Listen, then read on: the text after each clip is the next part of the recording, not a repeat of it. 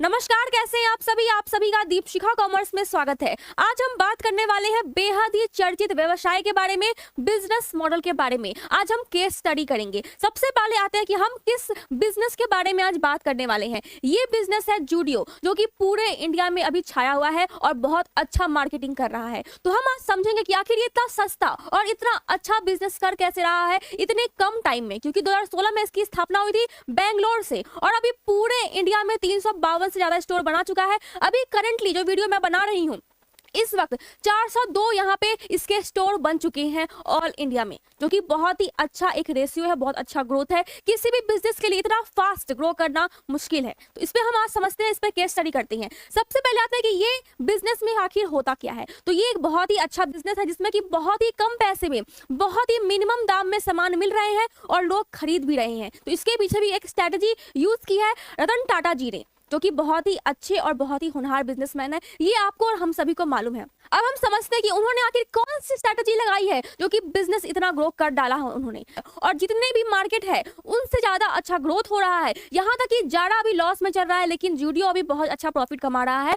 लेकिन आखिर इतना सब कुछ कर कैसे पा रहे हैं टाटा जी, इस पे हम फोकस करते हैं, क्योंकि ये बहुत ही बेहद ही अच्छा बिजनेस मेथड है। अगर आप इसको समझते हैं तो आपके लिए फ्यूचर में किसी भी बिजनेस को ग्रो करने का एक बहुत ही अच्छा माइंड सेटअप मिल जाएगा आपको। तो यहाँ पे कुछ पॉइंट्स है जो कि रतन टाटा जी ने फॉलो किए हैं, उस पे हम आते हैं। Identify the right customer. Tata ji ने इसको सोचा कि क्यों ना मैं छोटे शहरों में बिजनेस लाऊं, क्योंकि बड़े शहरों के लिए बिजनेस की जो भीड़ होती है, जो कंपटीशन होता है, बहुत ही हाई लेवल का है, बहुत ही एक्स्ट्रा लार्ज लेवल का है।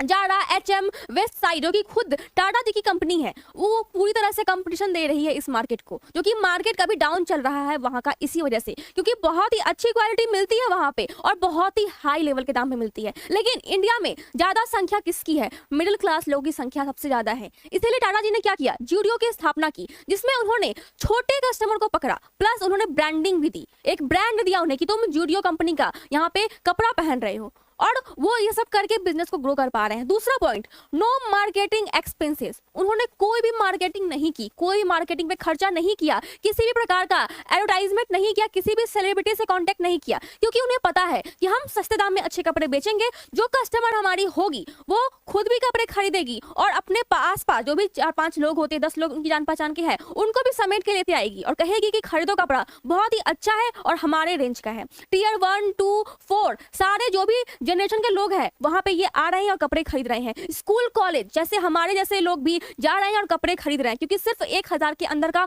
सारा कुछ मिल रहा है, हर प्रोडक्ट हर टाइप का मिल रहा है, चाहे वो जूते हो, जितने भी शर्ट्स हो, स्वेट शर्ट हो, स्वेटर हो, जितने भी चीज है, सॉक्स से लेकर के लिपस्टिक से लेकर के हर चीज वहां पे मिल रही है और बहुत ही अच्छे दामों में मिल रही है, बहुत ही सस्ते दामों में मिल रही है। नेक्स्ट पॉइंट क्या है, नो डिजाइन कॉस्ट। इससे पहले क्या था, नो एडवर्टाइजमेंट, यानी किसी भी प्रकार का टीवी पे आप एडवर्टाइजमेंट नहीं देखेंगे इसका, क्योंकि जो आम जनता है वही इसका प्रचार इतने लार्ज लेवल पे कर रही है, क्योंकि प्रोडक्ट इतना अच्छा है तो उनको जरूरत ही नहीं पड़ रही है किसी भी एडवर्टाइजमेंट की। तो इससे अच्छा बिजनेस क्या ही होगा।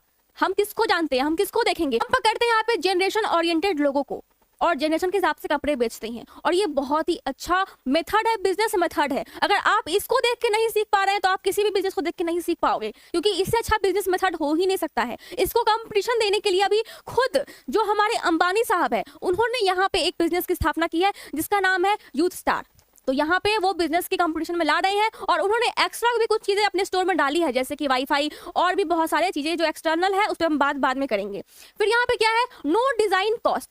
तो वो डिजाइन कहाँ से लाते हैं, तो जो भी मार्केट में अभी चल रहा होता है डिजाइन, उसको मिक्स करके वो डिजाइन डालते हैं अपने स्टोर में, वो ऐसा ही करते हैं। प्लस जितने भी प्लेन शर्ट और टी शर्ट होते हैं वो सब कुछ वहां पे लाकर डालते हैं। ऐसा करने से उनका जो भी कॉस्ट आता है डिजाइनिंग पे वो बिल्कुल ना के बराबर होता है, क्योंकि सबसे ज्यादा कॉस्ट जो कपड़े में होता है वो डिजाइनर का ही होता है, क्योंकि डिजाइनर सोचता है, क्रिएट करता है, सैलरी लेता है और उसके सैलरी पे भारी भारी अमाउंट हमें देना पड़ता है, जो कि हम देते हैं, हम आम लोग देते हैं। जो कपड़े पहनते हैं, जो कपड़े खरीदते हैं, उनको पे करना होता है, क्योंकि जो बिजनेसमैन है वो पे नहीं करते हैं। ये बात आपको मालूम ही है।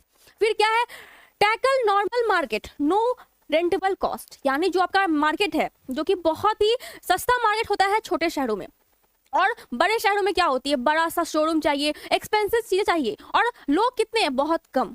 तो छोटे शहरों में अगर आप टैकल करेंगे, छोटे शहरों में अपने स्टोर को लगाएंगे, तो आम लोग, मिडिल क्लास लोग बहुत भरे पड़े हैं इंडिया में, तो उनके लिए सामान अगर बनाते हैं तो वो बिकेगा ही बिकेगा, लॉस नहीं होगा आपका, और जो रेंटल कॉस्ट होता है वो भी बहुत ही कम आएगा। अब जानने की बात ये है कि इतने सारे स्टोर इतने कम साल में कैसे बन गए उनके। तो स्टोर बनने का रीजन ये है कि हम क्या करते हैं नॉर्मली, यहाँ पे 3 बिजनेस के टाइप होते हैं। पहला क्या होता है, कोको, फोफो और फोको। तो टाटा जी ने यहाँ पे फोको बिजनेस मेथड को अपनाया है। अब कैसे इसको समझते हैं।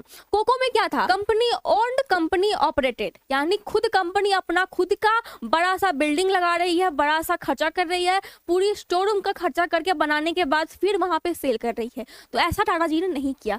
दूसरा क्या है, फोफो, फ्रेंचाइजी ओन्ड फ्रेंचाइजीज ऑपरेटेड, यानी आपको मालूम है कि इसमें क्या होता है कि जो हमारे नाम पे कंपनी स्टैब्लिश कर रहा है वही उसको चलाएगा, हमारा बस वहाँ पे ब्रांडिंग होगी और हमें कुछ कमीशन मिलेगा। इसमें बहुत बहुत रूल होते हैं, तो उस पर हम अभी फोकस नहीं करेंगे। फ्रेंचाइजी ओन्ड कंपनी ऑपरेटेड, यहाँ पे क्या हो रहा है, टाटा जी ने कहा कि आप मुझे बहुत बड़ी बिल्डिंग बना के दो, मैं आपको कुछ परसेंटेज के दूंगा, और जो कंपनी ऑपरेट होती है वो मैं करूंगा। यानी कंपनी के सैलरी होते हैं, जितने भी रूल्स वगैरह होते हैं, वो सब कुछ मैं लगाऊंगा, लेकिन कंपनी आपकी होगी और आप कुछ कमीशन में कुछ परसेंटेज लेके जाएंगे।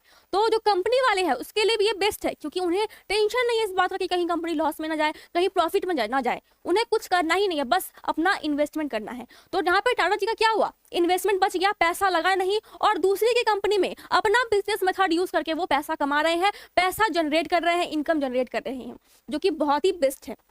अब यहाँ पे कुछ रूल्स टाटा जी और लागू करते हैं। वो क्या करते हैं, वो छोटे मोटे जो दुकान होते हैं वहां से अपने जो प्रोडक्ट होते हैं उसको लेते हैं, वो बहुत बड़ी मैन्युफैक्चर कंपनी को एस्टैब्लिश नहीं करते हैं। अब टाटा जी इतना अच्छा पैसा कैसे बनाते हैं, प्रोडक्ट कैसे बना लेते हैं, क्योंकि मैन्युफैक्चर कंपनी उन्होंने लगाया नहीं है। बनाते कैसे हैं, तो वो नहीं बनाते हैं, वो खुद से कुछ बनाते ही नहीं है, वो आसपास के कंपनी है, जो भी मैन्युफैक्चर कंपनी है, उन्हें वो ऑर्डर देते हैं डिजाइन का, और वो बना के भेजती है बहुत ही सस्ते दामों में, और क्वांटिटी वो बहुत रखते हैं। उन्हें पता है मिडिल क्लास के लोग आने वाले, सस्ता दाम में हम बेच रहे हैं, तो क्वांटिटी बहुत रखेंगे तो बहुत सेल होगा। जूडियो के अंदर अगर आप जाएंगे तो देखेंगे कि उनका जो भी प्रोडक्ट होता है वो हर 2 वीक में चेंज होता है, और अगर आप 2 महीने बाद 1 महीने बाद जाते हैं तो उनका पूरा जूडियो का स्टोर ही चेंज होता है। ये उन्होंने जारा से कॉपी किया है, जारा भी कुछ ऐसा ही करती है। ये कस्टमर के साइकोलॉजिकली हम माइंड से खेलते हैं। इसमें क्या होता है, कस्टमर सोचता है कि अगर मैंने अभी इसको खरीदा नहीं तो ये कुछ दिन बाद फिर चेंज होगा और हमें नहीं मिल पाएगा।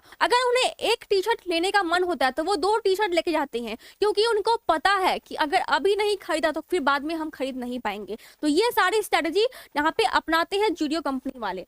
नेक्स्ट इसमें क्या है, अब हम इसके कुछ सेलिंग पे देखते हैं। यहाँ पे जो पहला 2018 का सेल था उनका, वो था 144 करोड़ का, फिर 2019 का 204 करोड़, 20 में 500 करोड़, उसके बाद 21 में 480 करोड़, और 22 में 1050 करोड़, और अभी 2023 में है 3252 करोड़। अगर आप देख पा रहे हैं तो इस कंपनी ने यहाँ पे लॉकडाउन में भी, कोविड के टाइम में भी बहुत कम ग्रो नहीं किया है, अच्छा खासा ग्रो किया है, प्रॉफिटेबल बिजनेस यहाँ पे भी इसको हुआ है। और स्टोर का देखिए, यहाँ पे 7 स्टोर था, 40 स्टोर था, 80 स्टोर था, 133 स्टोर हो गया यहाँ पे, और उसके बाद 223 हो गया, और अभी यहाँ पे आंकड़ा क्या बताता है कि 352 स्टोर था, लेकिन अभी करंटली जब मैं ये वीडियो बना रही हूँ तो 402 स्टोर हो चुके हैं, और शायद ये साल खत्म होते होते 500 स्टोर टच कर जाएंगे। यानी इतना अच्छा ग्रो हो रहा है, शायद नेक्स्ट साल में 700 स्टोर भी यहाँ पे टच हो सकते हैं।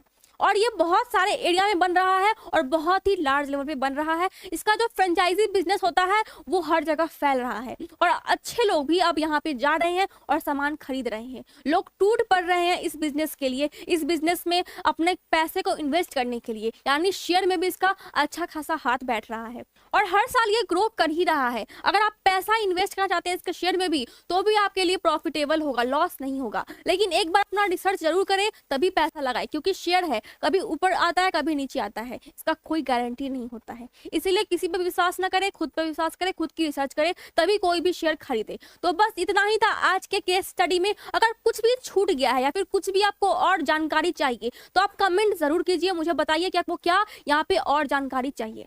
धन्यवाद।